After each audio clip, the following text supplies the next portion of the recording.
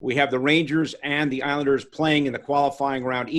Game one for each team is August the 1st, but it all starts on July 29th, next Wednesday, Islanders and Rangers in an exhibition game, Valley.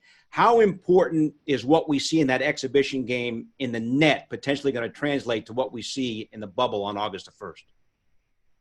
I don't expect there to be a 50-50 split in this game between any two goalies, and then that be the determining factor of who starts in game one for the play-in series against the Carolina Hurricanes on the 1st. I don't think that's going to be the issue, guys. I think that Shesterkin laid down his groundwork. He started off 9-1 in his first 10 games and really changed the Rangers' season.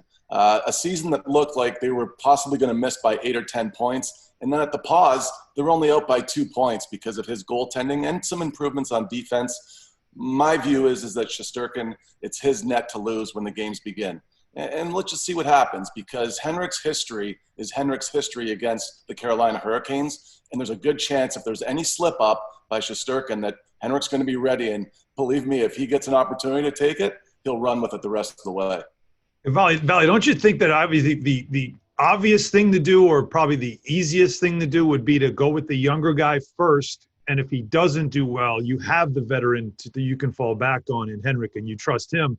Because if you go with the veteran, it's a lot harder if he's not playing as well, and also a lot easier to second guess if you don't go with the young player who had such a terrific run, as you mentioned. So it would just be the easier transition instead of going to the young player, because then you get caught in that if he's not ready, now you got to go back, and it's a lot harder to do, right? The reason why you nailed it is because Henrik Lundqvist is your ace up your sleeve, because when this guy plays mad, when he plays angry, he channels it the right way. His emotions are controlled, and when he plays that way, he plays better.